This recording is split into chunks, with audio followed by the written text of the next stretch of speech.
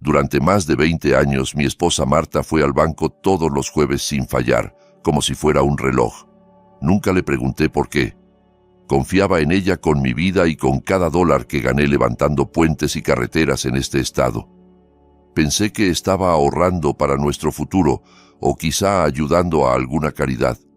Fui un ingenuo. Cuando murió la semana pasada, descubrí la verdad y sentí cómo se me helaba la sangre en las venas. La mujer con la que dormí durante casi toda mi vida adulta llevaba una doble vida, registrada en una pequeña libreta azul, y ese secreto estaba a punto de destruir todo lo que creía saber sobre mi familia.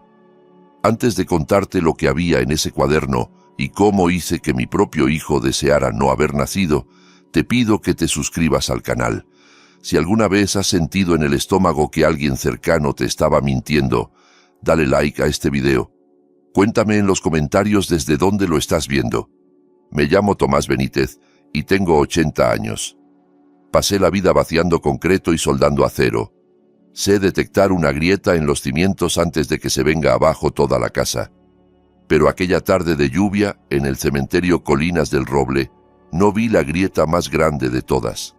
El agua caía a mantos, convirtiendo la arcilla roja de Georgia en un lodazal resbaloso alrededor de la tumba recién abierta. Me quedé mirando el ataúd de caoba donde yacía mi Marta. Quería llorar.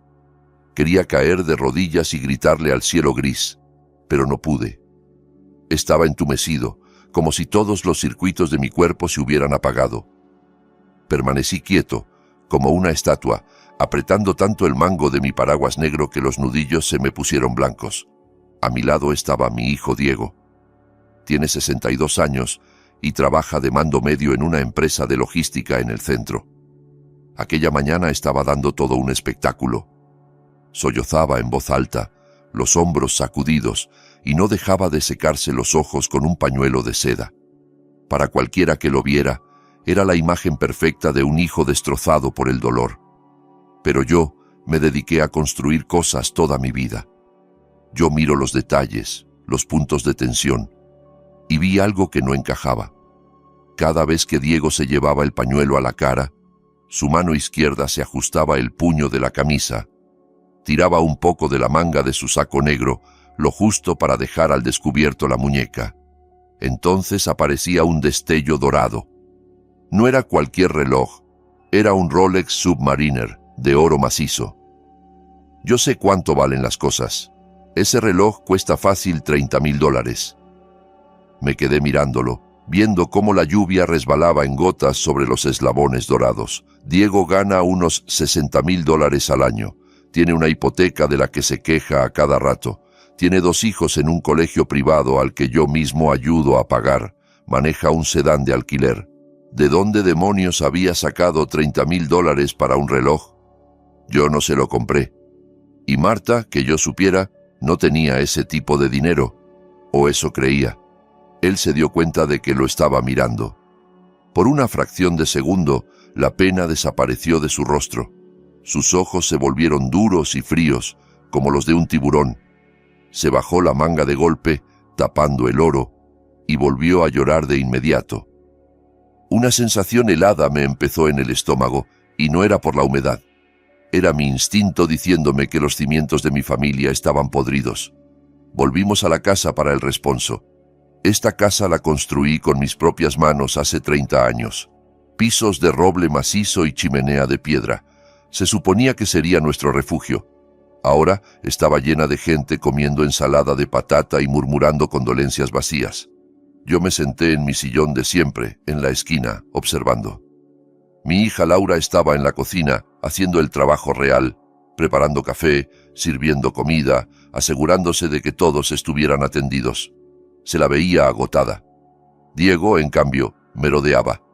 Lo veía caminar por el salón, mirando los cuadros de las paredes, el mobiliario, los adornos, como un tasador examinando un piso para subasta.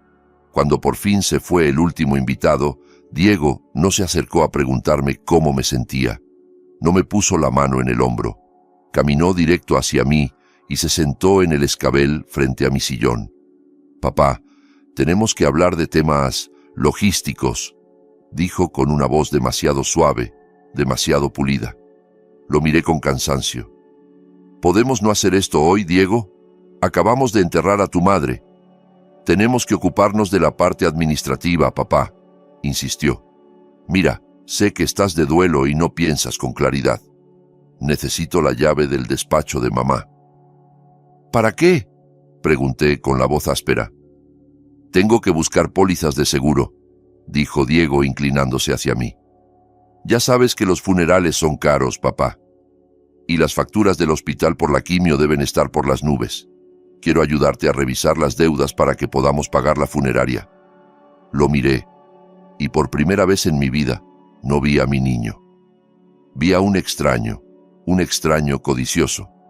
Me incorporé un poco. Dejó de hablar el padre y salió el ingeniero, el hombre que había lidiado con inspectores corruptos y subcontratistas flojos. Del funeral no te preocupes, Diego, dije, helado. Ayer firmé el cheque. Está pagado. Diego parpadeó, sorprendido. Ah, bueno, eso está bien. Pero las facturas médicas, papá, la hospitalización fue larga. Pueden ser cientos de miles de dólares. Tal vez tengamos que liquidar algunos activos o revisar sus cuentas para cubrirlo. Solté una carcajada seca, dura. ¿Liquidar activos? ¿Así lo llamas? Mira, Diego, escúchame bien, dije, mirándolo fijo. La semana pasada pagué la factura del hospital, $512,000. La pagué de mis ahorros. No tengo deudas. No tengo deudas desde 1985. La atención médica de tu madre la pagué yo, no el seguro. Yo. Así que no necesitas buscar nada. La cara de Diego se puso pálida. No sabía que yo tenía esa liquidez. Pensaba que yo era solo un viejito jubilado viviendo de la pensión. No sabía de las inversiones que hice en los años 90. Pero papá, balbuceó, intentando recomponerse. Puede haber otras cosas. Mamá podía tener deudas personales, o quizás dejó un testamento ahí dentro. Solo quiero ayudarte a ordenar todo. Llevas un reloj de $30,000, Diego, dije señalándole la muñeca. Él se sobresaltó y la cubrió con la otra mano. Es falso, papá. Una imitación. Lo compré en internet por $50, solo para verme profesional en el trabajo. Lo miré. Yo sé de oro. Conozco su peso, la forma en que atrapa la luz. Aquello no era ninguna imitación. Pero no insistí. Aún no. Vete a casa, Diego, dije. Vuelve con tu esposa. Déjame a mí el orden. Vaciló un instante. Miró hacia la puerta del despacho de Marta, al final del pasillo. Vi el hambre en sus ojos. No quería ayudar. Quería encontrar algo. Está bien, papá, dijo poniéndose de pie. Solo intentaba ser un buen hijo. Llámame si necesitas algo. Se marchó rápido. Laura me besó en la frente y se fue poco después, pidiéndome que la llamara si necesitaba compañía.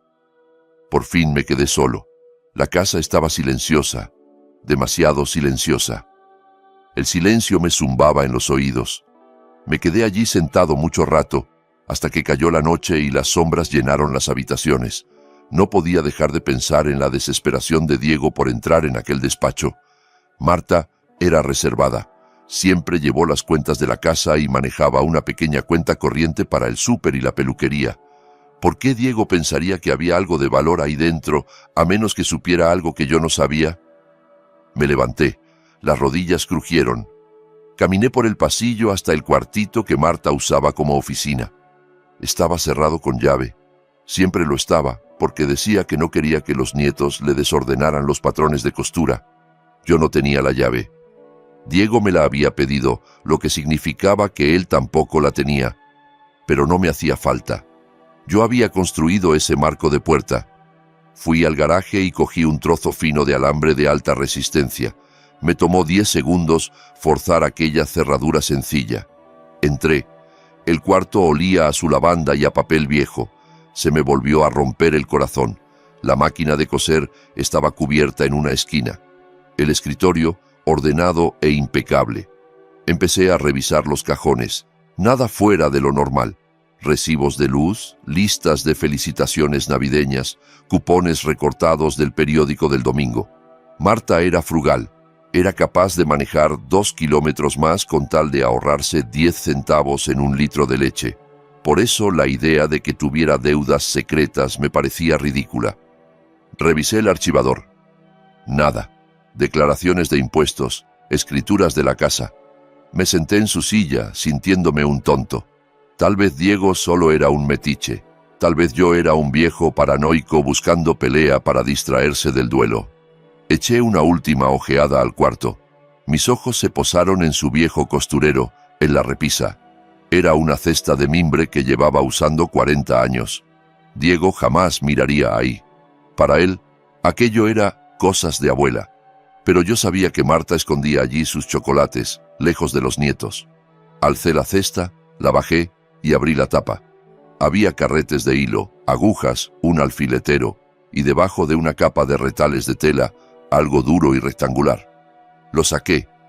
Era un libro contable, un cuaderno azul de tapas duras, de esos que se compran en una papelería. Se veía viejo. El lomo estaba agrietado y desteñido. Lo abrí por la primera página. Arriba había una fecha, 14 de enero de 1984. La letra era la cursiva prolija de Marta. Jueves, Banco Primera Nacional. Retiro, $1000. Fruncí el ceño.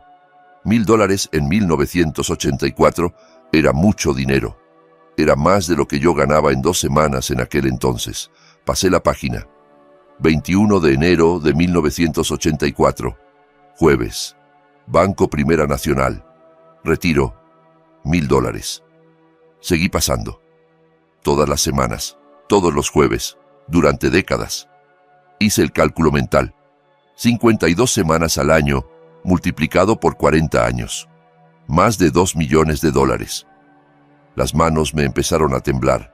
Solté el cuaderno sobre el escritorio. ¿De dónde había sacado ese dinero? Marta había sido maestra hasta su jubilación. No tenía millones, y aunque los hubiera tenido, ¿por qué retirarlos en efectivo cada semana? Recordé algo. Cada jueves, desde que tenía memoria, Marta salía a hacer mandados. Decía que iba al mercado y luego al banco a ingresar su pensión o a pasar dinero a la cuenta de ahorro. Yo nunca comprobé nada, nunca le pedí recibos, confiaba en ella. Pero según aquel cuaderno no estaba ingresando, estaba retirando. $1000 a la semana durante 40 años. ¿A dónde iba ese dinero? Pasé al último asiento. Tenía fecha del jueves anterior, 3 días antes de su muerte. Aquella semana estaba tan débil que apenas podía caminar. Yo la llevé en coche al supermercado y esperé mientras ella entraba al banco de al lado. Se empeñó en entrar sola. La anotación era temblorosa, escrita con una mano ya sin fuerza, pero estaba allí. Jueves. Banco Primera Nacional. $1000. Y al lado, por primera vez en 40 años, había una nota, una sola palabra escrita en tinta roja. Hecho. Me quedé mirando esa palabra. Hecho. ¿Qué estaba hecho? Entonces recordé el reloj, el Rolex de oro en la muñeca de Diego, la forma en que lo escondió, la urgencia por entrar en ese despacho. El corazón me golpeaba las costillas. Ya no estaba solo de luto, estaba asustado. A la mañana siguiente me fui al Banco Primera Nacional. Era jueves, tal como marcaba el cuaderno.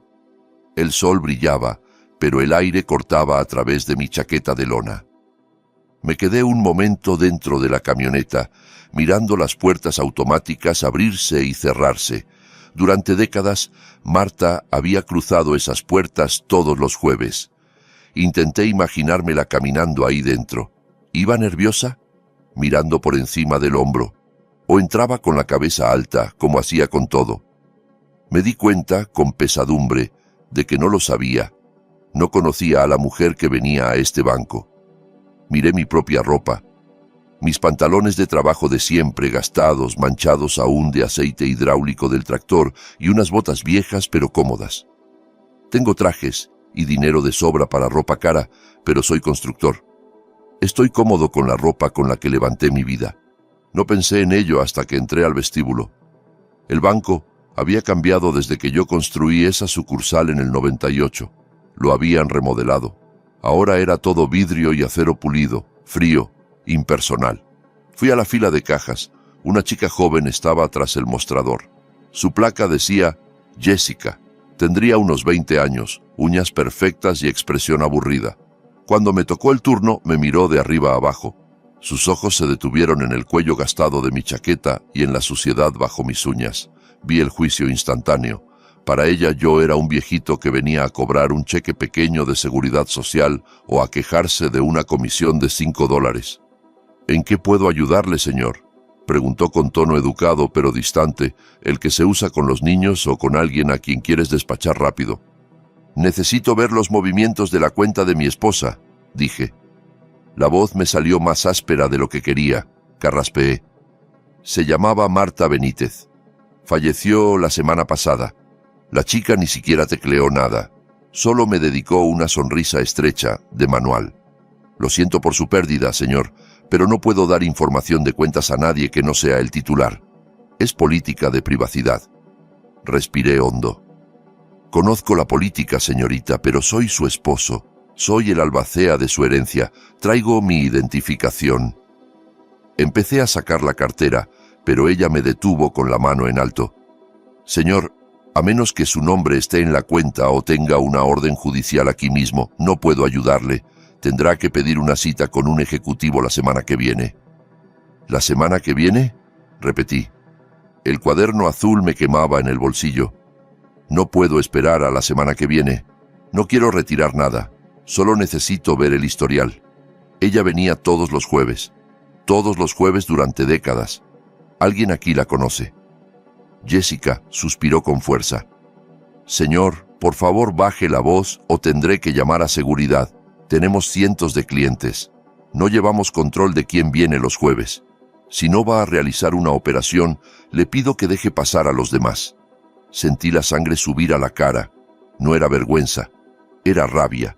Miré el vestíbulo, el techo, la gran puerta de la bóveda al fondo. Señalé hacia arriba con un dedo calloso. ¿Ve esas cerchas, señorita? Esas vigas de acero que sostienen el techo. Las soldé yo. Y esa bóveda de allí, la caja de hormigón armado, la vacié yo mismo.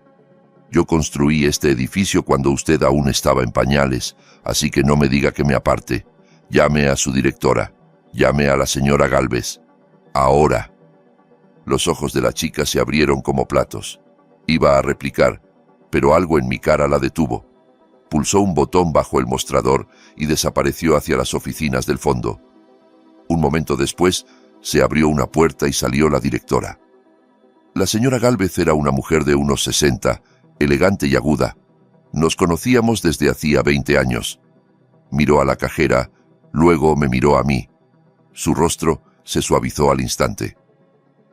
Señor Benítez, dijo, acercándose con la mano extendida. Supe lo de Marta. Lo siento de verdad. Ignoró mi ropa de trabajo. Me dio la mano con firmeza. Gracias, señora Gálvez, respondí. Necesito su ayuda. Su cajera dice que necesito una orden judicial para saber qué hacía mi esposa aquí durante décadas. La directora miró a la joven Jessica, que se encogió contra la pared. Está bien, Jessica. El señor Benítez es cliente histórico. Yo me encargo. Me condujo a su despacho. Dentro se estaba en silencio. Las paredes, llenas de diplomas y fotos familiares. Me indicó un sillón de cuero. Cerró la puerta y se sentó al otro lado del escritorio. Se la veía cansada, con una duda en los gestos que no recordaba. Tomás, dijo, usando mi nombre. Imaginé que terminarías viniendo. Vi el obituario en el periódico. Marta era una mujer maravillosa. Asentí, tragando el nudo de la garganta. Lo era, señora Gálvez. Encontré un libro, un cuaderno. Marta llevaba un registro. Venía aquí cada semana, cada jueves. El cuaderno dice que depositaba o movía $1000 cada vez. El rostro de la directora se volvió inescrutable, se ajustó las gafas. Necesito saber cuánto hay en esa cuenta, dije. Necesito saber por qué lo ahorraba. ¿Era para los nietos? ¿Para una obra benéfica? Diego cree que tenía deudas, pero sé que no es verdad. La señora Gálvez suspiró, giró hacia el ordenador y tecleó unos segundos. El golpeteo de las teclas era el único sonido del despacho.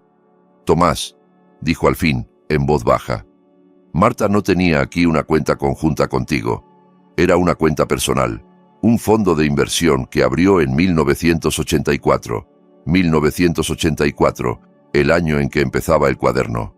«Bien», dije, inclinándome hacia adelante. «Entonces, ¿cuál es el saldo?» La directora dudó. Miró la pantalla y luego me miró con ojos llenos de lástima. Odio la lástima. «Señor Benítez, el saldo de la cuenta es de $14.50. Me quedé helado. Sentí como si el suelo desapareciera bajo la silla. $14, repetí. Eso es imposible. El cuaderno enumera miles de asientos, $1,000 por semana durante décadas. Esos son millones, señora Gálvez. ¿Dónde está el dinero? Ella giró el monitor para que yo pudiera ver. Entorné los ojos ante las columnas de números. Está entendiendo al revés, Tomás, dijo Clara. Marta no estaba depositando dinero. ¿Cómo que no? Pregunté, confundido. Estaba retirándolo, explicó con suavidad. Cada jueves entraba un traspaso automático de su pensión como maestra y una pequeña renta vitalicia que heredó de sus padres hace años. Y cada jueves venía a la ventanilla y sacaba $1,000 en efectivo. La habitación empezó a dar vueltas. ¿Retirar?, balbuceé. ¿Y a dónde se lo llevaba? Si no lo dejaba aquí, ¿a dónde iba? Siempre supusimos que te lo daba a ti, dijo la directora. O que lo usaba para los gastos de la casa. Siempre pedía billetes grandes, de 100. Guardaba el sobre en el bolso y se marchaba. Nunca faltó un jueves. Me recosté en la silla como si me hubieran golpeado. No estaba ahorrando, se estaba desangrando. Durante 40 años mi esposa había ido drenando su pensión y su herencia, sacando efectivo y haciéndolo desaparecer. Y no me lo daba a mí.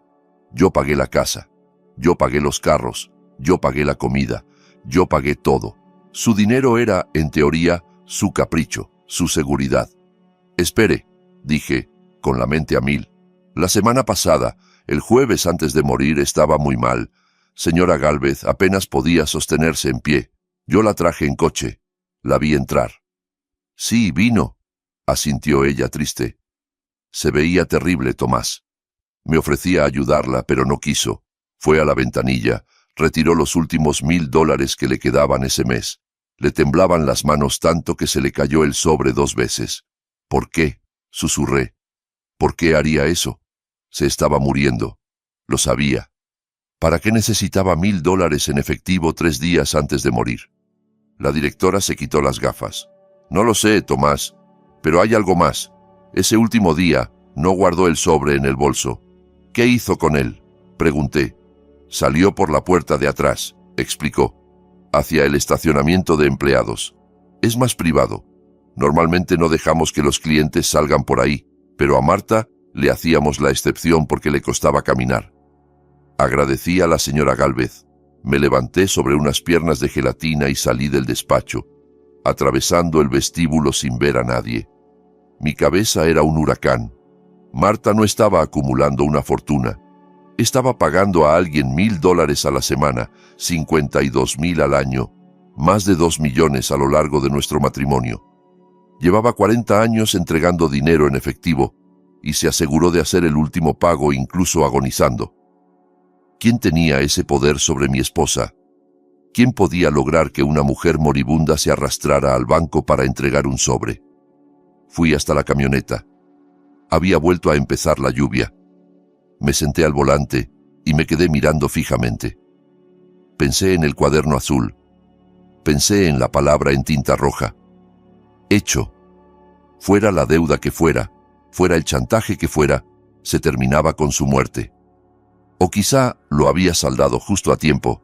Sentí una rabia fría crecer dentro de mí. Desplazó al dolor y a la confusión. Alguien le había hecho eso. Alguien la había exprimido. Arranqué el motor. No iba a casa. Iba a averiguar quién la esperaba en aquel estacionamiento trasero y que Dios lo ayudara cuando lo encontrara. Conduje de vuelta con el cuaderno azul en el asiento del copiloto, como si fuera un arma cargada. La lluvia se había convertido en una llovizna constante que encajaba con el gris dentro de la cabina. Las manos las llevaba firmes en el volante, pero la mente iba a 100 por hora. Veía una y otra vez aquella palabra en rojo, hecho. Veía el saldo, $14.50. Veía el destello dorado en la muñeca de mi hijo. Necesitaba respuestas y no pensaba esperar. Aparqué frente a la casa que ahora me parecía demasiado grande y demasiado vacía sin Marta. Entré directo a la cocina y cogí el teléfono fijo. Llamé primero a Laura.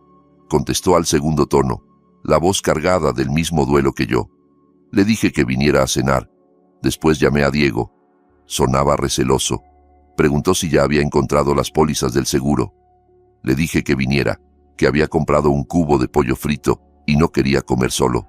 Era mentira, pero sabía que vendría. Estaba olfateando el dinero como un sabueso y no se perdería una oportunidad para volver a entrar en la casa. Una hora después, estábamos sentados alrededor de la mesa de roble del comedor. No saqué la vajilla buena. Comíamos en platos desechables, solo mis 2 hijos y yo. Solo se escuchaba la lluvia contra la ventana y el raspar de los tenedores de plástico. Laura se veía cansada, jugueteando con el coleslaw, los ojos enrojecidos. A ella sí se le notaba el vacío de su madre en los hombros caídos. Diego era distinto. Comía rápido, nervioso. Sus ojos iban de estante en estante, de vitrina en vitrina, al pasillo que llevaba al despacho. Llevaba un polo informal esa noche, pero aún así alcancé a ver que el reloj seguía en su muñeca. La mano izquierda permanecía casi todo el tiempo bajo la mesa. «Entonces, papá», dijo Diego limpiándose la boca con una servilleta, «¿conseguiste entrar al despacho? ¿Encontraste algo importante?» Dejé de masticar. Lo miré. Tenía 62 años, pero en ese momento parecía un adolescente pillado con malas notas escondidas. Dejé el tenedor junto al plato. Metí la mano en el bolsillo de mi camisa de franela y saqué el cuaderno azul. No dije nada. Simplemente lo dejé caer en medio de la mesa. Golpeó la madera entre el puré de patatas y las galletas. El efecto fue inmediato. Diego se quedó helado. El tenedor se le cayó al plato. La cara se le puso blanca como la harina. Miró la tapa azul como si fuera una serpiente venenosa. Sabía exactamente lo que era. Lo vi en sus ojos. «¿Qué es eso?», preguntó Laura confundida. Estiró la mano para tocarlo, pero yo la detuve suavemente. «Pregúntale a tu hermano», dije, con voz baja y peligrosa. «Él parece reconocerlo». Diego tragó saliva con dificultad. No sé de qué hablas, papá. Parece un cuaderno viejo cualquiera». «No me mientas, muchacho», troné. Mi voz cortó el aire como un látigo. «Hoy fui al banco, Diego. Hablé con la señora Gálvez. Sé de los retiros. Todos los jueves, $1,000 durante décadas. Más de 2 millones. ¿Dónde están?» Laura se tapó la boca. 2 millones. «Papá, ¿qué estás diciendo? Mamá no tenía tanto dinero». «Sí lo tenía», respondí sin apartar la mirada de mi hijo. «Tenía su pensión. Tenía una herencia que yo nunca toqué. Y la vació. Hasta el último centavo. Y creo que Diego sabe perfectamente a dónde fue ese dinero». Él empujó la silla hacia atrás con un chirrido desagradable en el piso. Se le veía acorralado. Le sudaba la frente. «Está bien, mira, papá», balbuceó, levantando las manos. «Yo no quería que lo supieras. Mamá me hizo prometerlo. Me rogó que no te lo contara. Era su secreto». «¿Qué secreto?», rugí. «Tenía un problema, papá», dijo Diego bajando la voz. «Una enfermedad. Era adicta al juego, póker en línea, máquinas tragamonedas. Empezó en los 80 y nunca pudo parar. Lo perdió todo. Yo intenté ayudarla, intenté controlar el tema, pero era incontrolable. Me quedé en silencio. Laura lo miraba como si estuviera loco. «¿Juego?», repitió ella. «¿Te oyes? Mamá ni siquiera sabía usar un smartphone. ¿Recuerdas la Navidad pasada?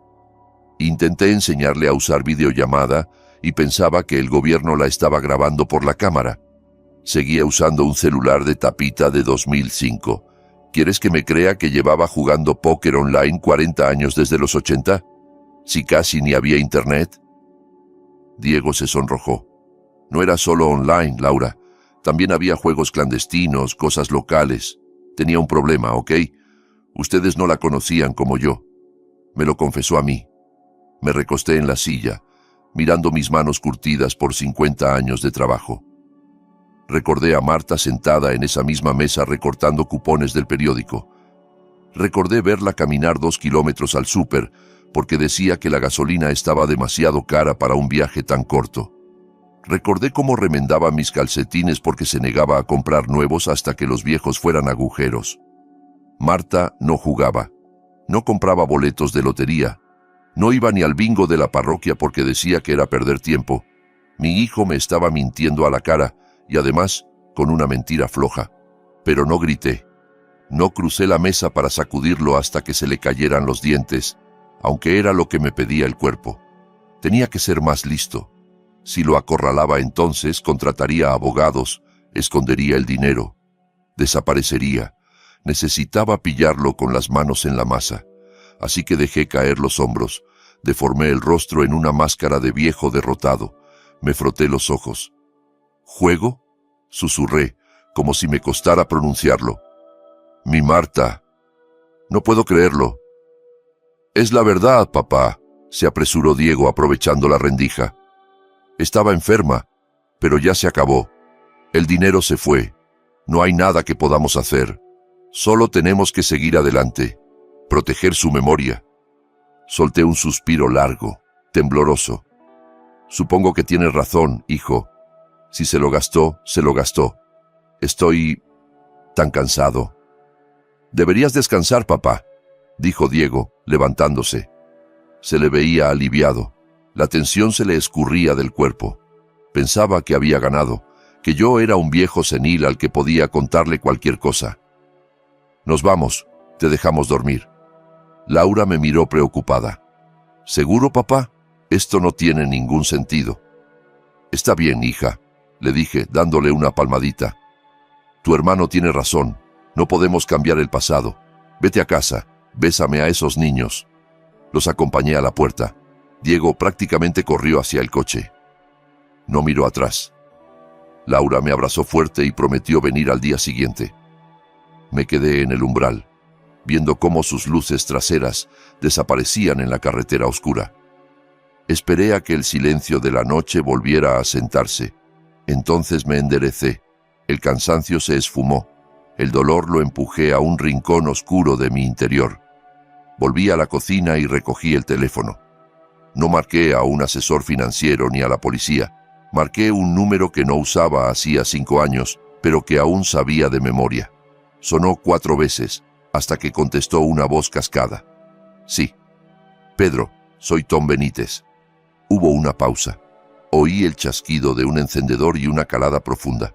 Tomás, supe lo de Marta. Lo siento, era una santa. Lo era, Pedro, respondí.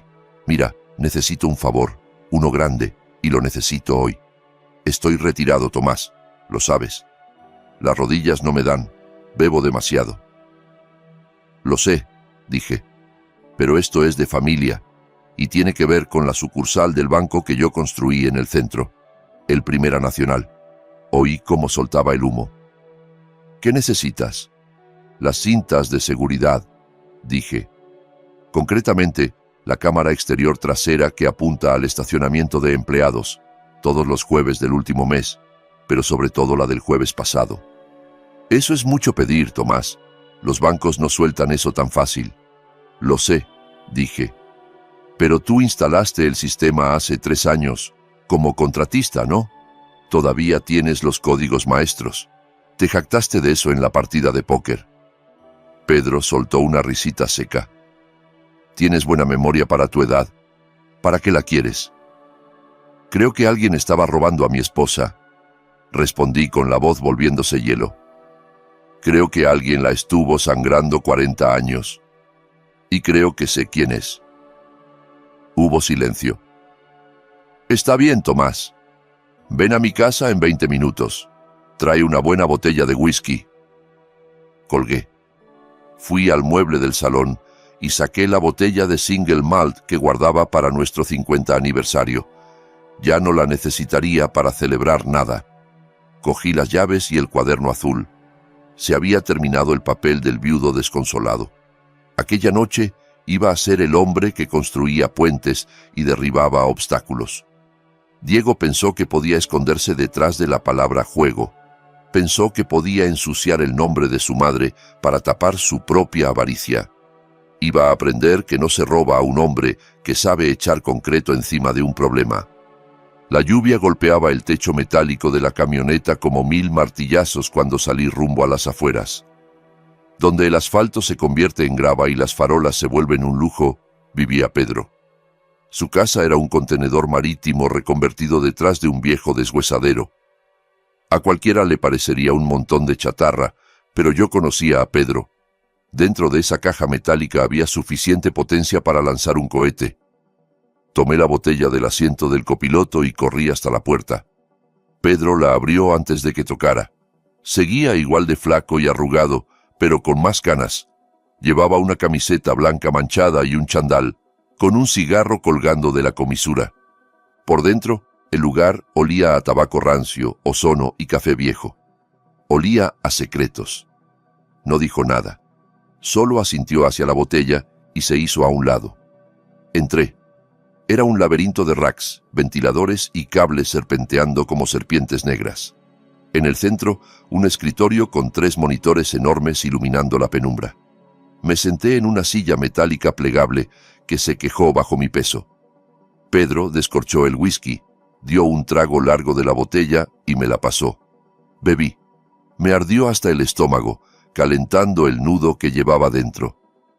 «Bien, Tomás», dijo Pedro, colocándose al teclado. «Aún tengo acceso de administrador. Nunca cambiaron las contraseñas. La pereza es la mejor amiga y el peor enemigo de la seguridad».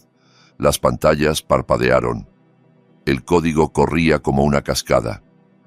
De pronto apareció una imagen granulada en blanco y negro. Reconocí el ángulo al instante. La cámara trasera del banco, enfocando el estacionamiento de empleados y la rampa de carga.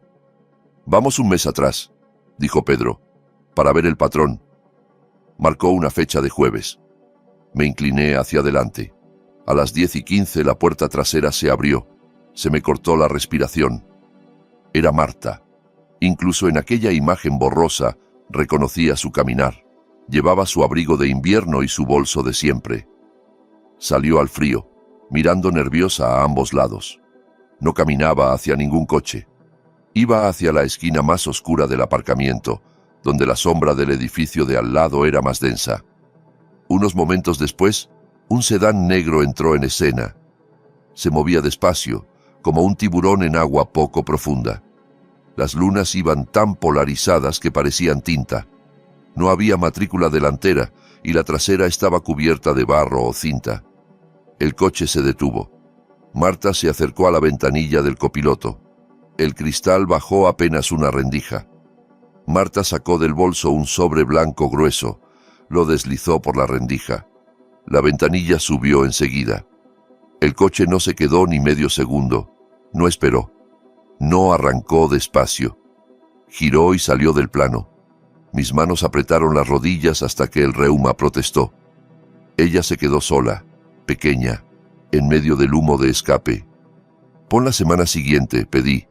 Pedro adelantó 7 días. Misma hora, mismo ritual. Marta sale, el sedán aparece, entrega el sobre, el coche se va. No había conversación, ni abrazo, ni saludo. No era un familiar ayudando, era una extorsión. «Ve al jueves pasado», susurré, «el de antes de que muriera». Pedro dudó. «¿Seguro que quieres verlo? Dijiste que estaba mal». «Necesito verlo, Pedro. Necesito saber quién le hizo esto». Hizo clic. El sello de tiempo marcaba el jueves anterior. Día despejado pero ventoso. La puerta trasera se abrió lentamente. Tardó en abrirse. Después apareció Marta. Solté un sonido mitad sollozo, mitad gruñido. Se veía terrible. Llevaba un pañuelo en la cabeza, ocultando la caída del cabello por la quimio. El abrigo le colgaba como 2 tallas más grande. Tropezó al cruzar el umbral y tuvo que apoyarse en la pared de ladrillo. Se quedó ahí, jadeando, reuniendo fuerzas. No debería haber salido de la cama, debería haber estado bajo una manta, con mi mano en la suya. Pero estaba en un estacionamiento frío pagando una deuda que no le correspondía. El sedán negro apareció de nuevo, el mismo coche. Se detuvo de manera agresiva, a centímetros de ella. Marta se apartó de la pared, temblándole las piernas. Se veía incluso en la pantalla. Metió la mano en el bolso, moviéndose con dolor. Sacó el sobre. Se acercó al coche. Golpeó el cristal, quizá pidiendo ayuda. Quizá solo un gesto humano. La ventanilla bajó hasta la mitad. Marta extendió el sobre, pero le temblaba tanto la mano que se le cayó. El sobre blanco cayó al pavimento húmedo. Ella se agachó a recogerlo. Verla doblarse fue una tortura. Estaba tan frágil que creí que se rompería. Por fin lo recogió y se incorporó. Lo ofreció de nuevo. Y entonces lo vi. Una mano salió del coche. No se estiró a tomar el dinero con delicadeza. Lo arrancó. Agarró el sobre y un pedazo de la manga de Marta, tirando de ella hacia adelante. Ella perdió el equilibrio, golpeó con el hombro el espejo lateral y cayó de rodillas al asfalto. La mano no volvió a salir. La puerta no se abrió. El conductor no se inclinó a ver si estaba bien. La ventanilla subió y el coche salió derrapando, salpicando agua sucia sobre mi esposa agonizante. Marta se quedó de rodillas mucho rato. Luego, despacio, usando la pared, se puso en pie. Se sacudió el abrigo y volvió cojeando hacia la entrada principal del banco, donde yo la esperaba en el coche, completamente ajeno. Yo temblaba, pero no de frío. Era una rabia blanca, pura, como plomo fundido en las venas. Quería matar al conductor, quería arrancar ese coche a pedazos. «Detén la imagen», ordené. «Vuelve atrás. Cuando sale la mano, congélala ahí». Pedro pulsó una tecla. La imagen se congeló con la mano borrosa en movimiento. «Límpiala», dije. «Enfócala. Necesito ver ese brazo». Pedro empezó a ajustar filtros, contraste, luz, nitidez. La imagen se fue aclarando. Era un brazo de hombre, con una manga oscura, quizá de polo o suéter. Pero lo que me atrajo la vista fue la muñeca. Había un brillo metálico. «Amplía», pedí. Los píxeles crecieron y la forma difusa se volvió nítida. Era un reloj grande de oro. Yo conocía ese reloj. Conocía cada eslabón, cada curva. Lo había contemplado bajo la lluvia en el cementerio. Un Rolex Submariner dorado. Miré la mano de nuevo. En el dedo anular brillaba un sello de oro con piedra negra, un anillo pesado de ónix. Ese anillo se lo regalé yo a Diego cuando se graduó de la universidad. Había sido de mi padre. Ya no quedaban dudas. No había lugar para la negación ni para la esperanza de un padre. El hombre del coche, el hombre que vio a su madre caer de rodillas y se largó, el hombre que la había ido desangrando durante años, era mi hijo Diego, mi propia sangre. Pedro vio el reconocimiento en mi cara, vio la devastación. Llenó un vaso mugriento con un buen chorro de whisky y me lo dio. «¿Lo conoces, verdad, Tomás?», preguntó en voz baja. Cogí el vaso. La mano ya no me temblaba. La sacudida había dado paso a la firmeza de un hombre que tiene trabajo por hacer. «Sí», dije, «lo conozco». «¿Puedes imprimir eso?», señalé la pantalla. «Una copia en alta resolución de esa muñeca y ese reloj». «Hecho», dijo Pedro. Imprimió la imagen. La doblé con cuidado y la guardé en el bolsillo junto al cuaderno azul. Me levanté sintiendo el peso del mundo sobre los hombros, pero también una nueva fuerza. «Gracias, Pedro. Te debo una». «No me debes nada», refunfuñó mirando la pantalla con asco. «Solo lo que vayas a hacer que duela». «Va a doler», dije, «más que nada en su vida». Salí al frío de la noche. La lluvia había parado, pero el aire cortaba. Volví a la camioneta y encendí el motor. No iba a enfrentar a Diego todavía. Negaría todo. Diría que prestó el coche, que le robaron el reloj. Inventaría otra historia, como la del juego. No, antes necesitaba saber por qué. El cuaderno empezaba en 1984. Diego tenía entonces poco más de 20 años. recién metido a trabajar en mis obras. ¿Qué pasó ese año? ¿Por qué empezaron los pagos entonces? Conduje de vuelta a casa, rebuscando entre los estratos de recuerdos de 40 años. Fui directo al sótano. Ahí guardaba los archivos viejos de Construcciones Benítez, cajas de facturas, declaraciones de impuestos y contratos. Yo lo guardo todo. Encendí la bombilla desnuda que colgaba del techo. El sótano olía a polvo, tierra seca y papel viejo. Encontré la caja marcada 1984 a 1985. La bajé a mi banco de trabajo y corté la cinta con mi navaja. Dentro había facturas, hojas de horas y reportes de seguridad. Fui pasando los meses, abril, mayo, junio. Entonces vi la carpeta que buscaba. La pestaña era roja. Reporte de incidente. 14 de junio de 1984. No necesitaba leerla para recordar. Esa fecha la reviví en pesadillas durante años. Estábamos construyendo el paso elevado de la I-20. Era el contrato más grande que había conseguido. Un trabajo que debía ponernos en el mapa. En cambio, casi nos hunde. Recuerdo el sonido primero. El chirrido del metal al desgarrarse, luego los gritos, luego el estruendo sordo del andamio cayendo. Un joven llamado Miguel estaba allá arriba. Cayó 10 metros. Sobrevivió, pero nunca más volvió a caminar. La investigación fue brutal. Los inspectores de seguridad se nos echaron encima. Encontraron que faltaba un perno de seguridad en el mecanismo principal. Hablaron de negligencia. Las primas del seguro se dispararon. Perdí 3 contratos. Estuvimos al borde de la quiebra. Pasé 5 años trabajando 18 horas al día solo para mantener las luces encendidas. Siempre me pregunté cómo se había salido ese perno. Esos pernos son de acero, no se caen. Cerré la carpeta. Esa era la versión oficial. Pero si el cuaderno empezaba en 1984, tenía que haber algo más. Volví la vista al resto del sótano. En un rincón, bajo una lona, había un baúl de cedro que Marta había traído de casa de su madre. Ahí guardaba cosas demasiado valiosas para tirar y demasiado dolorosas para mirar. Ropa de bebé, fotos de familiares que se fueron jóvenes. Quité la lona. El olor a cedro apenas se notaba entre el moho. Abrí el baúl. Había colchas y álbumes de fotos. Hurgando, mi mano tocó cuero. Era la vieja Biblia de familia, la grande, con el lomo agrietado y las letras doradas casi borradas. Marta leía la Biblia todas las noches, pero usaba una edición pequeña que tenía en la mesilla. Esta la tenía guardada. La saqué. Pesaba. Me senté en un banquito y la abrí sobre las rodillas. Pasé las páginas finas. Génesis, Éxodo, Salmos, hasta que lo encontré. Entre las páginas del libro de Job había un sobre. No era nada especial, papel barato amarillento por los años. Estaba cerrado y en el frente, en una letra que no reconocí, ponía un solo nombre. Marta. Rompí el sello con el pulgar. El papel se rasgó de forma áspera. Dentro había una hoja de cuaderno, doblada. La tinta estaba descolorida, casi marrón, pero se leía. No estaba escrita en cursiva, sino en letras mayúsculas, grandes y agresivas.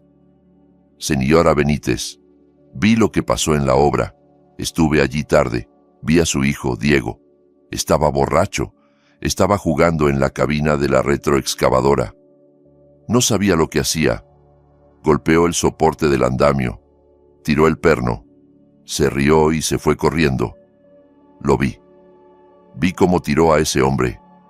Si no quiere que su hijo se pudra en la cárcel por intento de asesinato, y si no quiere que su esposo pierda la empresa y se arruine, pagará $1000 en efectivo cada jueves para siempre. Si falla un pago, voy a la policía, voy a la prensa. Destruyo el nombre Benítez. No le diga nada a Tomás. Si él lo sabe, yo también lo sabré. No había firma. Me quedé mirando la carta. Las palabras se emborronaban. Diego. Mi hijo había causado el accidente. Mi hijo había dejado paralizado a un hombre. Cerré los ojos intentando reconstruir 1984. Diego tenía 22 años, salía mucho, bebía, llegaba tarde. Recordé la noche del accidente. Entró en casa pálido, temblando. Dijo que tenía gripe. Estuvo 3 días encerrado en su cuarto. Yo pensé que estaba enfermo. Marta lo cuidó, le llevó sopa. Pero ella sabía. A los pocos días debió llegarle esa carta. Supo que su hijo era el responsable de destrozar la vida de un hombre y de casi hundir mi empresa. Y, en vez de decírmelo, en vez de obligarlo a enfrentar las consecuencias, lo protegió. Hizo un trato con el diablo. $1000 a la semana. 40 años. Pagó el chantaje para salvarme de la ruina y a Diego de la cárcel. Cargó ella sola con ese peso. Pero había algo que no cuadraba. Soy ingeniero. Hablo el idioma de las cargas y la resistencia. Volví a leer la carta. Golpeó el soporte del andamio. Tiró el perno. Fruncí el ceño. Fui a la mesa y abrí el reporte del accidente. Saqué los planos del andamio que usábamos en 1984. El mecanismo de bloqueo era de gravedad. El perno estaba en la cara interna del montante, orientado hacia el pilar de concreto. Si una máquina golpeaba el andamio desde fuera, doblaría la estructura, abollaría las patas. No sacaría un perno hacia adentro. Para quitar ese perno había que ponerse frente a él, levantar la pestaña de seguridad y deslizarlo. No lo hace una máquina por accidente, no lo hace un muchacho borracho desde una cabina. Alguien había mentido. La carta decía, lo vi golpear el andamio. Pero la física decía otra cosa. Quien escribió eso sabía que Diego estaba borracho y en la obra, pero no sabía de andamios. Aprovechó la coincidencia para culpabilizarlo. ¿Pero quién? ¿Quién sabía que Diego estaba allí y al mismo tiempo ignoraba los detalles técnicos? ¿Quién nos odiaba lo suficiente como para sangrarnos 40 años? Miré la letra otra vez. Esas mayúsculas torpes me resultaban familiares. Las había visto en órdenes de material, en notas de obra. Era la letra de mi capataz, Esteban Kowalski. Él era el único que tenía las llaves de la obra. Él firmaba los partes de seguridad. Él aseguró que todo estaba en regla al irse. Si Diego estuvo allí, Esteban lo dejó entrar o lo vio. Ya no trabajaba conmigo. Se había retirado hacía años y, según supe, vegetaba en una residencia de ancianos en otro condado. No esperé al amanecer. No dormí. Subí, cogí la carta, el cuaderno y las llaves. Conduje 4 horas por carreteras secundarias hasta la residencia Los Pinos, un edificio bajo de ladrillo rodeado por una malla metálica y césped descuidado. Dentro olía a cloro, col hervida y resignación. Firmé en recepción. La enfermera ni levantó la vista del móvil mientras señalaba hacia el fondo. Lo encontré en una silla de ruedas junto a una ventana que daba a un muro de ladrillo. El capataz fuerte que gritaba órdenes sobre el ruido de las máquinas se había encogido hasta convertirse en un esqueleto envuelto en una rebeca manchada. Tenía la boca entreabierta y la mirada perdida. «Esteban», dije, poniéndome frente a él. No se movió. No sabía si me oía. «Stan, soy Tomás Benítez». Sus ojos parpadearon. Giró la cabeza con lentitud. La memoria tardó en atravesar la niebla de pastillas y años. Luego, sus ojos se abrieron un poco. «Benítez», raspó su voz. «Estás viejo». «Todos lo estamos, Stan». Arrastré una silla de plástico y me senté frente a él. No había tiempo que perder. No sabía cuánto lucidez le quedaba. «Necesito preguntarte por el 84, la I-20, el derrumbe». Parpadeó. «Hace mucho de eso. Malacero». «Sí, fue Malacero», dije. «Pero no es lo que le contaste a mi esposa». Saqué la carta amarillenta del bolsillo. La desdoblé ante su cara. Sus ojos se clavaron en aquella letra mayúscula. Vi algo. Miedo. Y detrás, una chispa del viejo Esteban. «Yo no escribí eso», murmuró, apartando la vista. «No me mientas, Stan», respondí duro. «Conozco tu letra. La he visto durante 20 años. Tú escribiste esto. Le dijiste a Marta que Diego causó el accidente. Le dijiste que lo viste sacar el perno. La estuviste exprimiendo con $1000 a la semana 40 años. Empezó a negar con la cabeza, apretando los reposabrazos. «No sé de qué hablas. Soy un viejo. Déjame en paz». Nos robaste, Stan. Robaste a mi familia. Me viste romperme la espalda para pagar primas de seguro mientras tú, según la carta, recibías un sobre cada jueves. Guardó silencio, la mandíbula tensa. Jugaba a ser senil. Me incliné, sintiendo el olor a café rancio. Tengo los registros del banco, Stan. Tengo los videos. Y abogados dispuestos a sacudir este sitio para encontrar dónde escondiste el dinero. Pero ahora mismo el dinero me da igual. Quiero la verdad. ¿Por qué lo hiciste? ¿Por qué le hiciste eso a Marta? Se echó a reír. Un sonido húmedo, feo. ¿Crees que me hice rico, Benítez? Mírame. Mira este lugar. ¿Te parezco millonario? Entonces, ¿dónde está? Pregunté. ¿Dónde está el dinero? Levantó la cabeza. De pronto sus ojos estaban claros, afilados. Me escaneó como cuando evaluaba una carga. No me lo dieron a mí, Tomás, dijo. Me dieron $500 una vez por escribir la carta. Me quedé helado. ¿Qué? Yo era el capataz, siguió. Tenía las llaves de la obra, pero no se me ocurrió la idea. Solo escribí lo que me dijeron. ¿Quién? Pregunté con la garganta seca. Sonrió torcido. El chico, Tomás, tu Diego. El mundo se inclinó. ¿Diego? Vino a mi caseta la noche del accidente, dijo. Hecho polvo, llorando, temblando. Debía dinero, Tomás, mucho. De juego, carreras. Había pedido a gente mala en Atlanta y se lo iban a cobrar a golpes. Necesitaba una salida. Sabía del accidente. Sabía que tú estabas distraído. Vino, me suplicó. Me pidió ayuda. Me dijo que tú nunca le darías ese dinero porque eras demasiado estricto. Dijo que su madre era blanda, que pagaría cualquier cosa por protegerlo. Me dictó palabra por palabra lo que debía escribir. Me dio $500 por mandar la carta. Dijo que lo demás ya lo arreglaba él. Me tragué el vacío. ¿Y él cobraba? Cada semana, asintió Esteban. Le dijo a ella que dejara el dinero en el banco, que así parecía que hacía mandados. Él lo recogía, jugaba a mensajero y a víctima. Me usó de hombre del saco, Tomás. Le decía, Kowalski quiere más. Kowalski amenaza con hablar. Pero era él. Siempre fue él. Lo miré. Quise llamar mentiroso al viejo. Quise agarrarlo de la Rebeca, pero las piezas encajaban demasiado bien. El reloj, la avaricia, las prisas por entrar al despacho. Diego no solo había robado a su madre, la había torturado psicológicamente. Le hizo creer que su hijo era un criminal. La obligó a pagar por esa culpa durante 40 años. Usó su amor como arma y la dejó morir creyéndolo. Esteban me observaba, casi aliviado por soltarlo. Es mala sangre, Tomás, dijo. Yo acepté los 500 porque los necesitaba. Nunca pedí ni un centavo más. Pensé que dejaría de cobrar cuando pagara las deudas, pero nunca paró, ¿verdad? No, respondí poniéndome en pie. Las piernas me pesaban. No, nunca paró. Di media vuelta. No podía seguir viéndolo. Sí, Esteban era culpable, pero no era el arquitecto. El arquitecto de 40 años de sufrimiento silencioso era mi propio hijo. Dale recuerdos de su capataz, gritó Esteban mientras yo salía. Dile que todavía me acuerdo. No respondí. Crucé la puerta hacia una luz de día brutal. Me sentí enfermo. Fui al lateral del edificio y vomité en el pasto.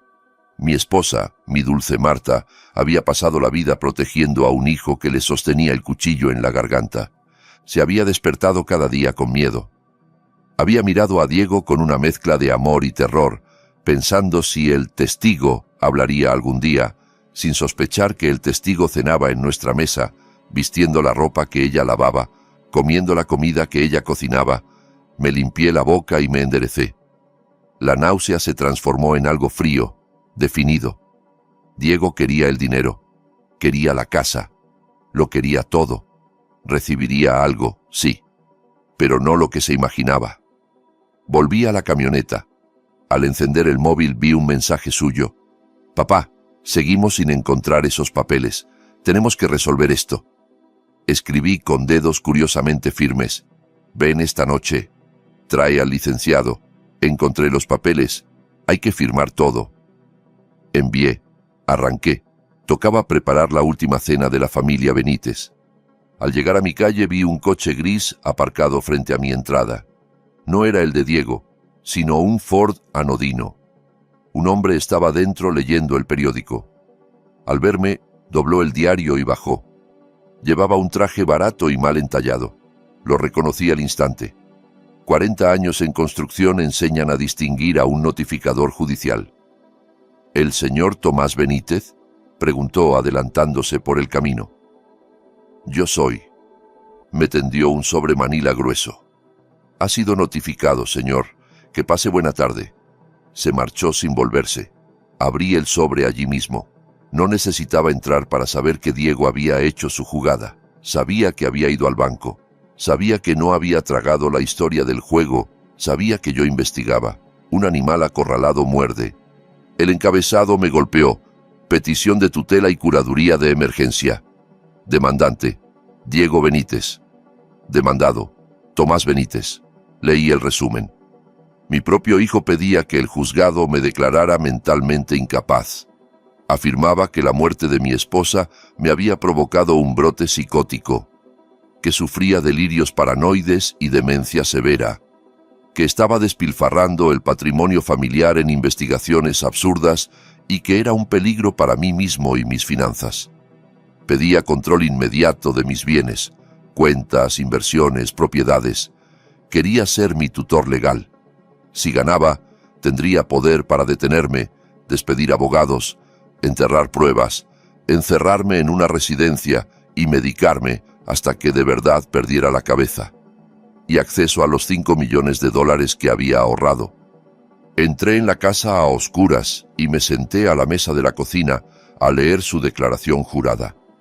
Era una obra maestra de mentiras sazonadas con verdades. Mi padre se ha vuelto errático desde la muerte de mi madre, decía. Cree que hay conspiraciones alrededor de su fallecimiento. Se ha mostrado agresivo con el personal del banco. Desaparece durante horas sin avisar a nadie. Está gastando miles de dólares en detectives para perseguir fantasmas. Cree que mi madre llevaba una doble vida. Temo que pierda todo.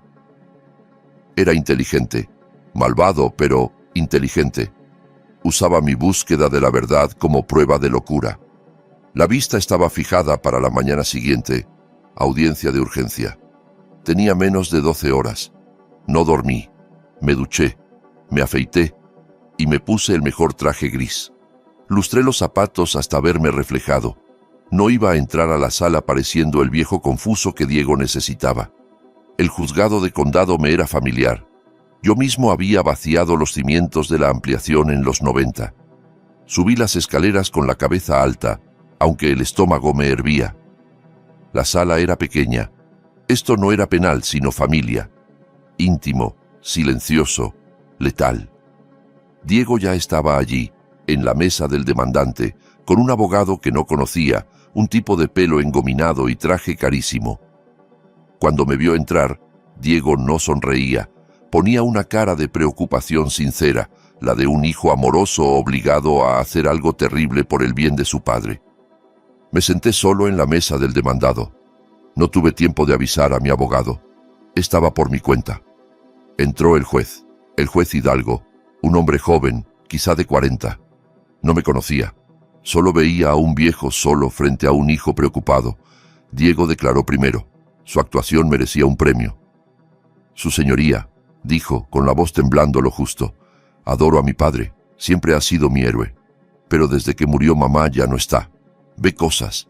Cree que mamá era ludópata. Cree que la chantajeaban. Fue al banco y gritó a las cajeras porque no recordaba sus propios datos. Ayer desapareció 6 horas. Condujo hasta una residencia para acosar a un hombre senil. Cree que ese hombre guarda secretos de un accidente de hace 40 años. Vive en el pasado. Está gastando dinero en investigadores. Solo quiero que esté seguro. Quiero proteger lo que construyó. El juez asentía, compasivo. Me miró con esa lástima que tanto detesto. Señor Benítez, dijo, ha escuchado lo que alega su hijo. Dice que presenta signos de paranoia e irresponsabilidad financiera. ¿Es cierto que contrató a un investigador privado esta semana? Me levanté, las rodillas protestando. Sí, su señoría, respondí. Contraté a un profesional para revisar discrepancias en los registros financieros de mi esposa. ¿Y es cierto que ayer fue a una residencia? Sí, dije. Fui a entrevistar a un ex empleado sobre esas discrepancias. El juez frunció el ceño. Señor Benítez, añadió, más suave, su esposa murió hace 10 días. El duelo nubla la mente, nos hace ver patrones donde no los hay. Su hijo teme que esté persiguiendo fantasmas y gastando sus ahorros en ello. Miré a Diego. Se tapaba la boca con la mano escondiendo una sonrisa. Si empezaba a hablar ahí de cartas anónimas, Rolex y confesiones sin pruebas organizadas, sonaría como un conspiranoico. Necesitaba tiempo, entrar a su casa, encontrar el dinero robado, pruebas irrefutables. Su señoría, dije, entiendo cómo se ve. Admito que mi conducta ha sido poco ortodoxa. Perder a Marta ha sido duro. Diego asintió con fuerza, alentando al juez a ver mi admisión como debilidad. Pero no soy incompetente, no soy senil. Construí la mitad de los puentes de este condado. Sé cuadrar un balance mejor que cualquiera aquí. No le pido que desestime la petición sin más. Le pido debido proceso. Le pido un aplazamiento. ¿Para qué?, preguntó el juez. Deme 3 días, dije. 72 horas. Sométame a una evaluación psicológica independiente del perito que usted elija. Le entregaré mis estados de cuenta para demostrar que mi gasto es razonable. Tengo $5 millones ahorrados, su señoría. Gastar unos cientos en un detective no es arruinarme. El abogado de Diego se inclinó hacia él. No les convenía que yo ganara tiempo. Su señoría, intervino. Creemos que hay riesgo inmediato para el patrimonio. 3 días pueden significar miles de dólares menos. El juez me volvió a mirar, mis manos firmes, mis ojos claros. Voy a conceder el aplazamiento, dijo. No podemos quitarle a un hombre sus derechos sin escuchar a un médico. La audiencia será el viernes a las 9. Diego puso cara de haber mordido un limón. Sin embargo, añadió el juez, para proteger el patrimonio decreto un congelamiento temporal de los activos principales. Hasta el viernes no podrá retirar más de $100 de ninguna cuenta, señor Benítez. Sus tarjetas quedarán suspendidas. Mantenemos el statu quo. Asentí. Era una trampa, pero una trampa con la que podía trabajar. No necesitaba dinero para lo que venía. Necesitaba mis manos. Entendido, su señoría. A la salida, Diego se me acercó por el pasillo. Se inclinó borrando el gesto de hijo preocupado, sustituyéndolo por un susurro venenoso. Solo estás retrasando lo inevitable, viejo, escupió. Voy a ganar, y cuando gane, te mandaré al asilo más barato que encuentre. Te encerraré en un cuarto sin ventanas y te dejaré pudrirte como tú dejaste pudrirse a mamá. Lo miré. No pestañeé. Tienes 3 días, Diego, dije. Disfrútalos, porque cuando llegue el viernes no te preocupará mi patrimonio, sino tu libertad. Salí al sol. Tenía 72 horas, cuentas congeladas y $100 en el bolsillo. Pero tenía algo que Diego no. Las llaves de la casa que le había construido 10 años atrás, y sabía perfectamente dónde escondería sus secretos, porque sé que es demasiado perezoso para ser original. Esa noche me aparqué unas calles antes de su casa. Era una de esas mansiones de catálogo con demasiadas columnas y demasiado estuco, sin alma. Gritaba dinero, pero yo sabía de quién era ese dinero. A las 6 en punto, una limusina se llevó a Diego y a su esposa, Lidia. Los vi subir, riendo con copas de champán en la mano. Celebraban. Pensaban que el congelamiento era el comienzo del final para el viejo. Irían a un restaurante caro a brindar por su futura fortuna. Esperé a que las luces traseras desaparecieran. Luego otros 20 minutos, por si acaso. El vecindario era de esos donde los vecinos no se saludan y los setos son tan altos como las hipotecas. Metí la mano bajo el asiento y saqué mi cinturón de herramientas. No necesitaba ganzúas ni palanquetas. Soy constructor. Sé cómo se arma una casa y cómo se desarma. Y en concreto, sabía cómo se armó esa, porque yo fui el contratista. Conozco cada clavo, cada tornillo. Crucé por el portón lateral. Estaba cerrado con candado, pero el pestillo llevaba tiempo flojo. Se lo había dicho a Diego hacía 3 años, no lo arregló. Vagué hasta el patio trasero. Las luces de la alberca encendidas hacían brillar el agua turquesa. Parecía un catálogo. Me planté ante la puerta trasera. Madera maciza con cerradura de 3 puntos, impenetrable para un ladrón con palanca. Pero yo no era un ladrón. Era el instalador. Cuando monté esa puerta, usé bisagras de latón pesado con remates decorativos por fuera, porque Diego quiso que abriera hacia el exterior. Le dije que era un riesgo. Él dijo que yo era anticuado. Saqué un desarmador plano y un martillo. Coloqué el desarmador bajo la cabeza del pasador superior y di un golpe seco. El pasador subió. Lo saqué. Repetí con el del medio y el de abajo. Dejé las 3 varillas sobre el felpudo. Luego hice palanca con cuidado en el lado de la cerradura y levanté la hoja de la puerta de las bisagras. La sujeté antes de que rozara el estuco y la recargué en la pared. Estaba dentro. Sin cristales rotos, sin alarma. Los sensores estaban en el marco, no en la hoja. La casa olía a colonia cara y producto de limpieza. Me limpié las botas en la alfombra. Aún no quería dejar huella. Sabía exactamente a dónde ir. Su despacho en la planta alta, la habitación con mejor vista, la que dijo necesitar para sus inversiones. Subí la escalera. La alfombra era tan gruesa que tragaba los pasos. La puerta del despacho estaba abierta, soberbia. Entré y encendí la lámpara del escritorio. Era obsceno, paneles de cuero en las paredes, un escritorio digno de un director general, repisas repletas de libros con lomos sin desgastar.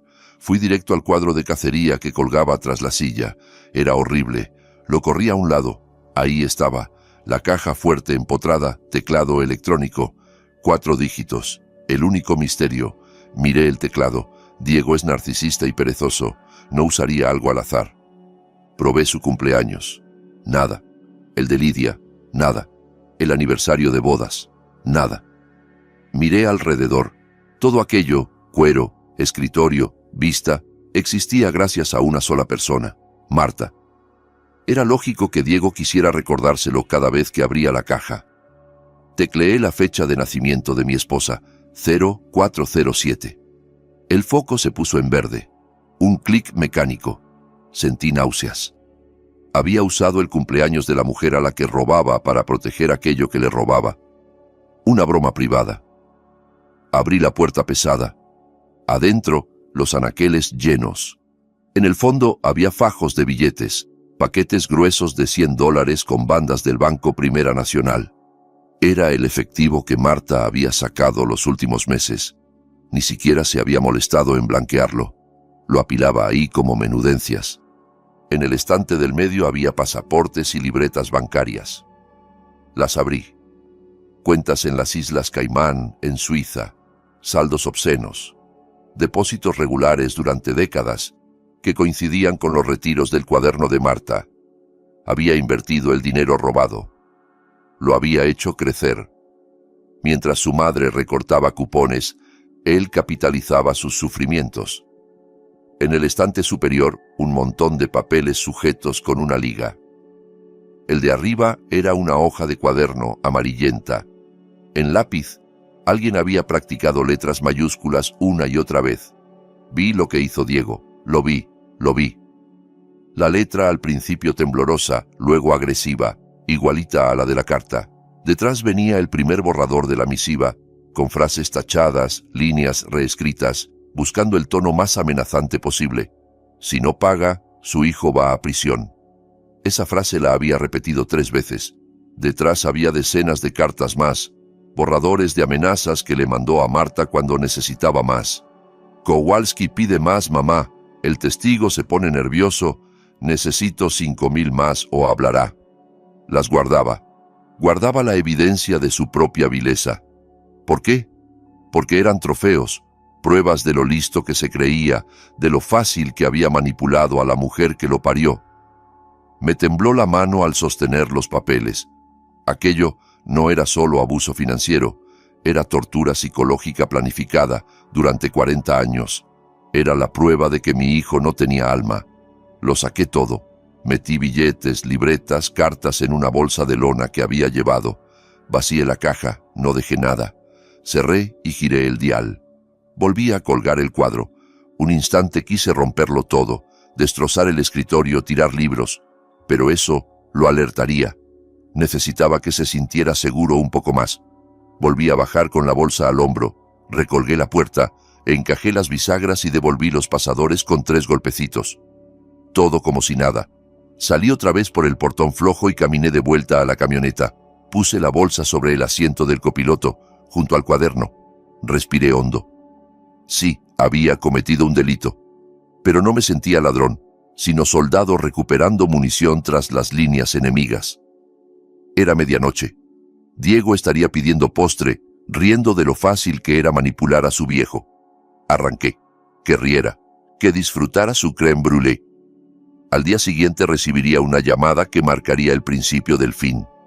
Al amanecer del sábado estaba sentado en mi mesa de cocina con la bolsa abierta, los fajos de efectivo, los documentos de las cuentas extranjeras, las cartas, extendidos como piezas de un rompecabezas por fin resuelto.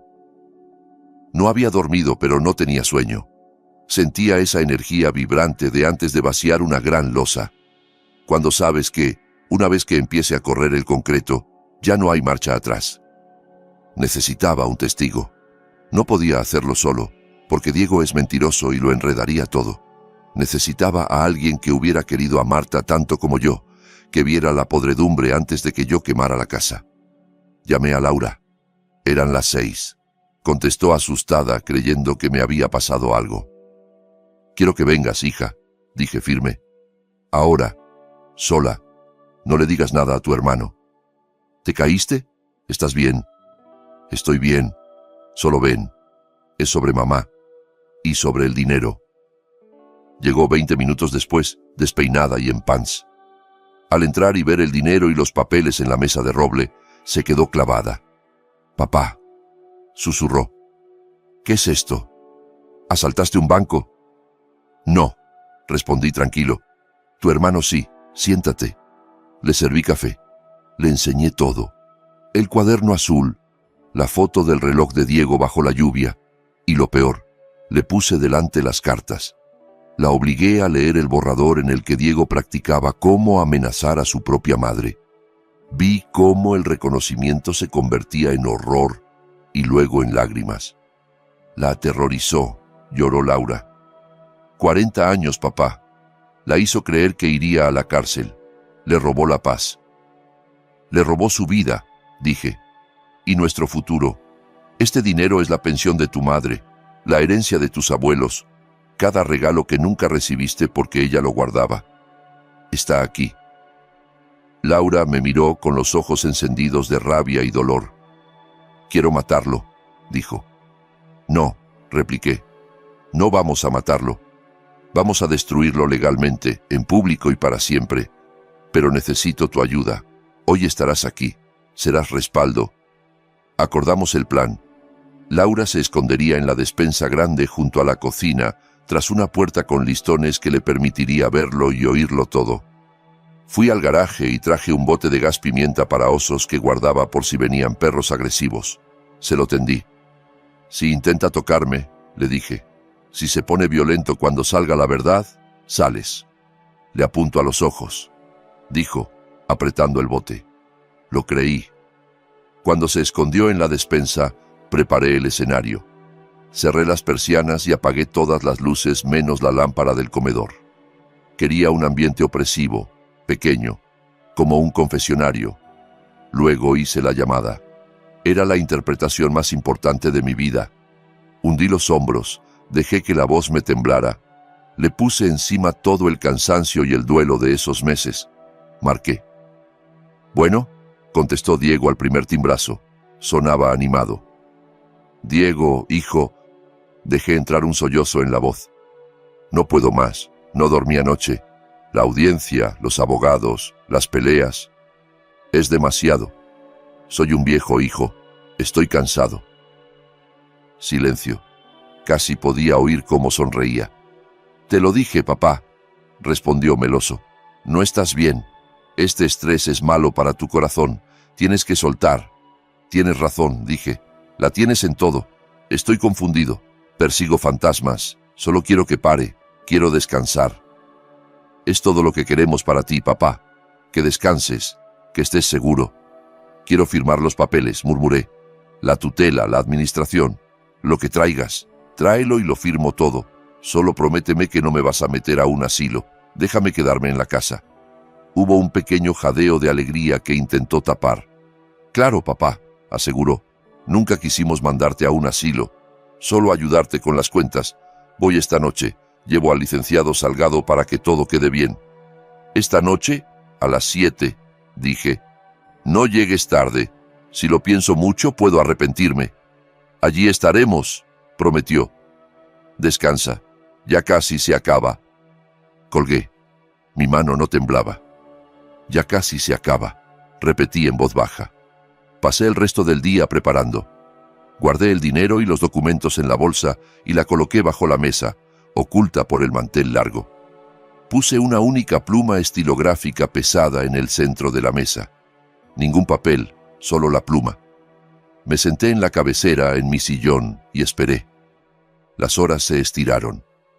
A las 6, Laura volvió y se metió en la despensa sin decir palabra. A las 6:58, los faros iluminaron la ventana. Se oyeron puertas, risas. Venían celebrando. Venían a arrebatarle a un viejo su dignidad y sus bienes, y se reían. Sonó el timbre. «¡Está abierta!», grité con voz cascada. Entró Diego primero con un traje azul impecable, el pelo relamido, como ejecutivo de anuncio. Detrás venía el licenciado Salgado, cargando un portafolios, con cara de estar allí solo por la minuta. En la mano de Diego, increíblemente, una botella de champán Dom Perignon. «Papá», tronó, entrando en el comedor medio a oscuras. «¿Por qué estás a oscuras? ¿Ahorrar luz?». Se rió de su propio chiste. Dejó la botella en el aparador. «La tomamos luego para celebrar. Licenciado, siéntese». El abogado colocó un taco grueso de papeles sobre la mesa, deslizándolos hasta mí. El ruido seco que hicieron sobre la madera fue el único sonido. El aire estaba denso, como antes de una tormenta. Miré los documentos. En la primera hoja se leía «Acuerdo voluntario de curaduría», una forma elegante de decir que entregaba mi vida, mi libertad y mi dignidad al hombre frente a mí. «Firme, papá», dijo Diego, con voz sedosa pero con un hilo de ansiedad. «Solo firme aquí y yo me encargo de todo. No tendrás que preocuparte por nada. Nosotros pagamos las facturas, cuidamos la casa, manejamos las cuentas. Solo tienes que confiar en mí». Lo miré. Sonreía, mostrando demasiado diente. Para él, yo no era su padre, el hombre que le enseñó a atarse los cordones, a lanzar una pelota. Era un obstáculo con fecha de caducidad. Tomé la pluma. Pesaba fría en la mano. La sostuve sobre la línea de firma. Levemente, la mano me temblaba, no de miedo, sino por contener la rabia. Diego se inclinó hacia adelante, hipnotizado por la punta del bolígrafo. El abogado miró el reloj, pensando en la cena. Bajé la pluma hasta que la punta tocó el papel y dejó una gotita de tinta. Me detuve. Levanté la vista. «Sabes, hijo», dije con voz suave, «pasé 40 años haciendo cimientos y aprendí que cuando construyes sobre una mentira, tarde o temprano la casa entera se viene abajo». Diego frunció el ceño. «¿Qué dices, papá?» «Firme ya». Moví la mano, pero en vez de firmar, llevé los dedos al borde inferior de la mesa, donde horas antes había fijado con cinta una pequeña grabadora. La despegué y la dejé encima de los papeles. «¿Qué es eso?», preguntó Diego perdiendo la sonrisa. Pulsé play.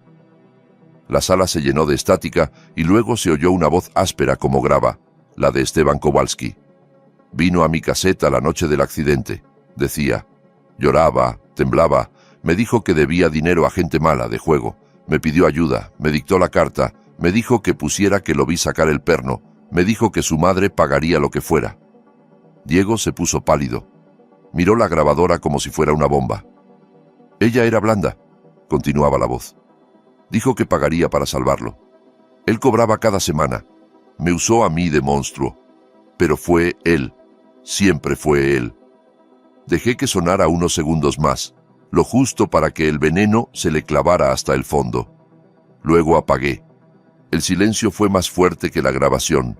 Diego abrió la boca, pero no le salió nada. Miró al abogado. El licenciado Salgado clavó los ojos en él, horrorizado, cerrando despacio el portafolios. Sabía que estaba sentado al lado de un criminal. Me puse de pie. No necesité apoyarme en la mesa. Me erguí completo. Me sentí otra vez el hombre que cargaba vigas al hombro. Fijé mis ojos en los suyos. No solo le robaste el dinero, Diego, dije firme. Le robaste la vida. 40 años despertándose pensando que su hijo iba a ir a la cárcel. 40 años acostándose rezando para que el chantajista no hablara. Intentó negar. Papá, ese viejo miente. Está loco. No te atrevas. Golpeé la mesa con el puño. La botella de champán tintineó. No me vuelvas a mentir. Tengo los registros del banco.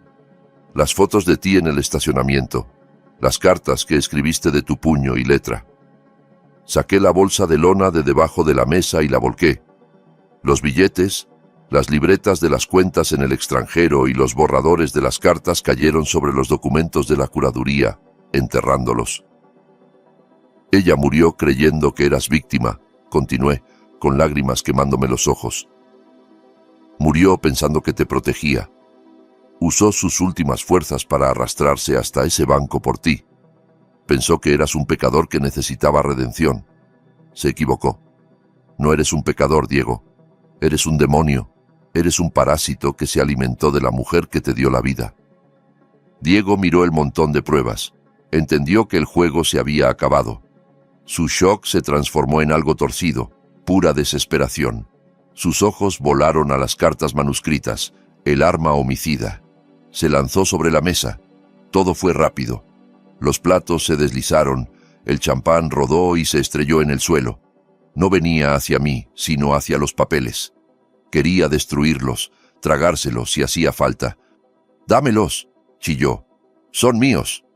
Agarró un puñado de hojas, desgarrando algunas. Se movía como animal acorralado, pero no llegó lejos. La puerta de la despensa se abrió de golpe. Laura salió. Había estado oyéndolo todo. La cara bañada en lágrimas, pero la mirada dura. Sostenía el spray para osos con ambas manos apuntándole a la cara. «¡Aléjate de él!», gritó. «¡Aléjate de papá!». Diego se quedó congelado, el papel a medio rasgar. La vio. «¿Tú estabas ahí?», tartamudeó. «Lo escuché todo, Diego», dijo ella, avanzando. «Cada palabra. Sé lo que le hiciste a mamá». Él miraba de un lado a otro. Estaba rodeado. El abogado se había retirado hasta la puerta con una mano en el picaporte, listo para huir. «Estás enfermo», escupió Laura, «y lo vas a pagar».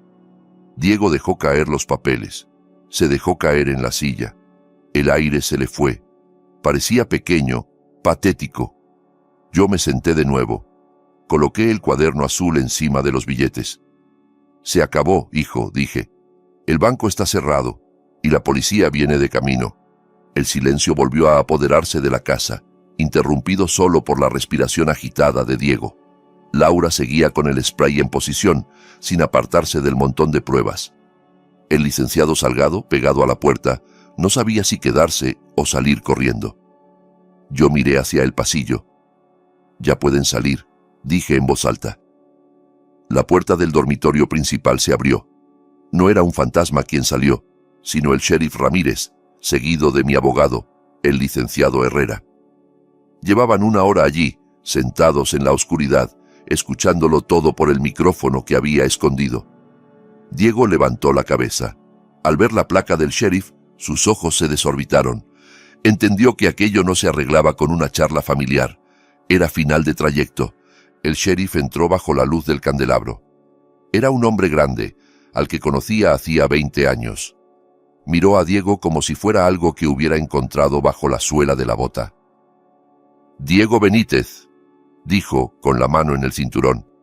«Tiene derecho a guardar silencio». Diego retrocedió, arrastrando la silla. «No, espere, sheriff. Es un malentendido. Es cosa de familia. Mi papá está confundido.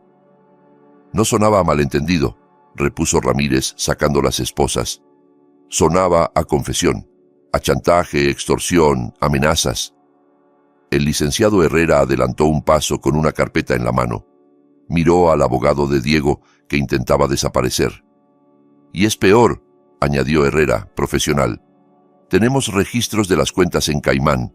Los depósitos calzan con los retiros de la señora Marta. Eso es lavado de dinero y evasión fiscal. Hacienda ya está avisada.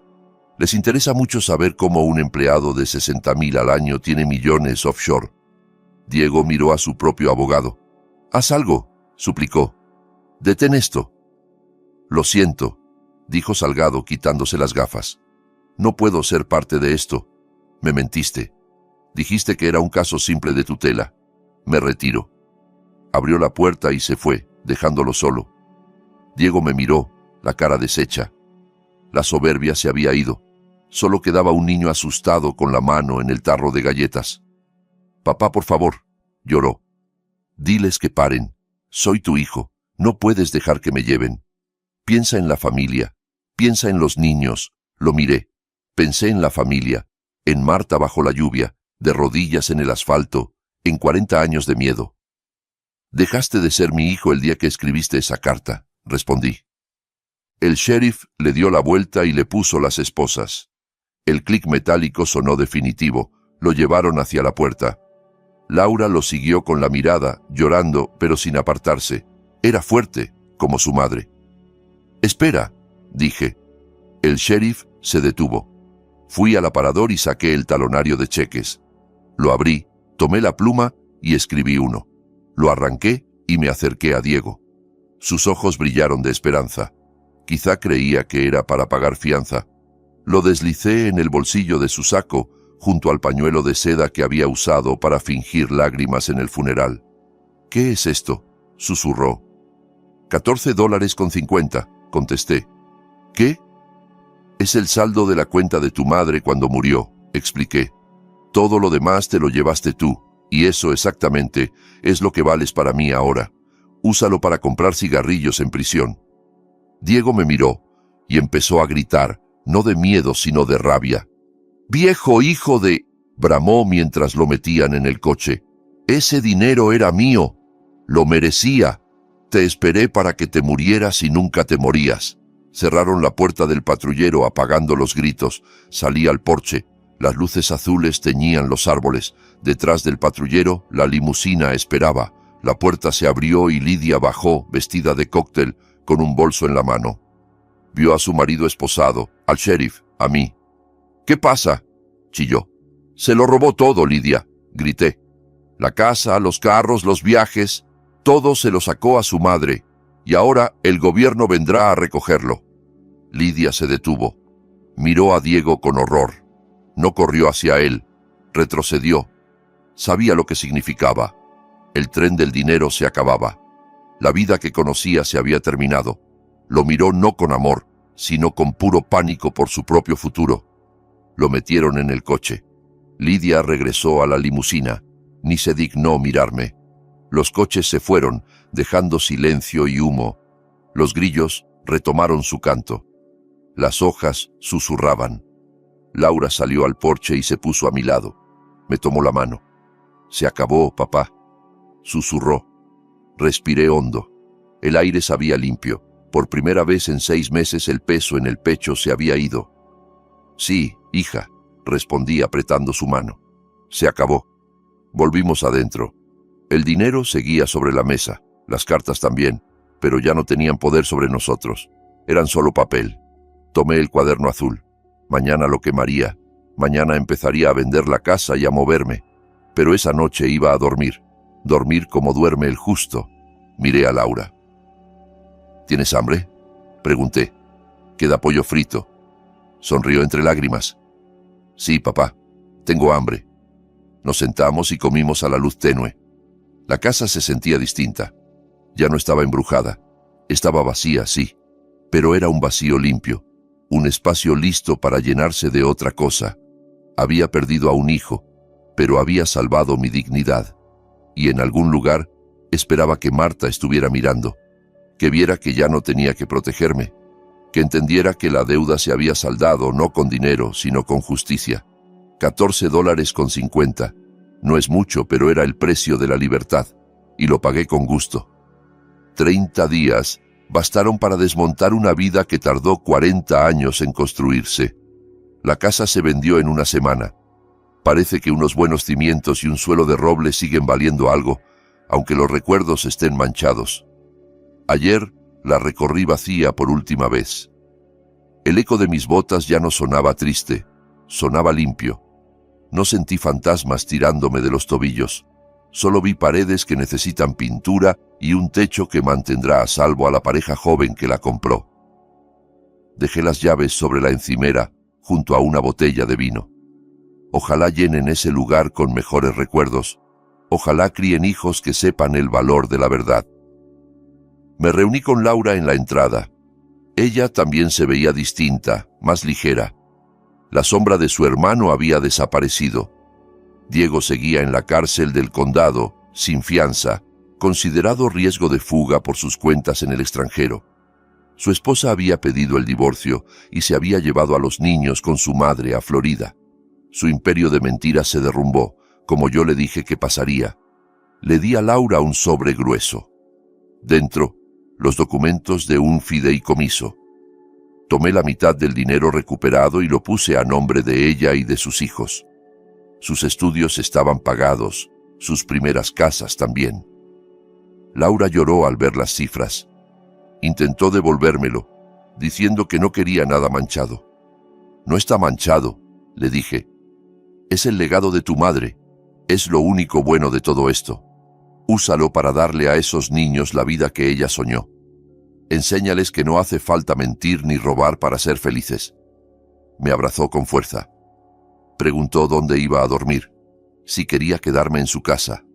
Le dije que no, que tenía otros planes, que debía cumplir una promesa. Conduje hasta el cementerio Colinas del Roble. Hacía un día hermoso. El cielo azul dolía en los ojos. El barro del funeral había desaparecido. La hierba era verde, salpicada de flores silvestres. Se respiraba paz. Caminar hasta la tumba de Marta me llevó menos tiempo del que esperaba. La lápida ya estaba puesta. Marta Benítez, esposa y madre amada. Me quedé allí de pie, escuchando el viento entre los árboles. Pensé en la muchacha de ojos brillantes que había prometido quererme en la riqueza y en la pobreza. Cumplió. Me quiso tanto que sacrificó su paz. Me quiso tanto que alimentó a un parásito para que yo no perdiera la empresa. Saqué el cuaderno azul del bolsillo. El lomo estaba roto, las páginas dobladas. Pesaba más de lo que debería, como si sostuviera un bloque de plomo. Me arrodillé sobre la hierba. Saqué mi encendedor cipo. El metal estaba frío. Fuiste imprudente, Marta, susurré a la piedra. Tan increíblemente imprudente. Pensaste que me protegías, pero estabas alimentando a un monstruo. Tenías que haberme contado, lo habríamos enfrentado juntos, habría tirado el mundo abajo por ti. Hice girar la rueda. La llama bailó en el viento. Pero te quiero, dije, con la voz quebrada. Te quiero más de lo que puedo decir, y te perdono. Te perdono los secretos, te perdono las mentiras. Hiciste lo que creíste necesario. Eres una madre protegiendo a su cría, aunque la cría fuera un lobo. Acerqué el fuego a la esquina del cuaderno. El cartón ardió rápido. El azul se volvió negro. Las fechas se curvaron. Vi desaparecer 1984, 1990, 2010. Las cifras de 1000 en 1000.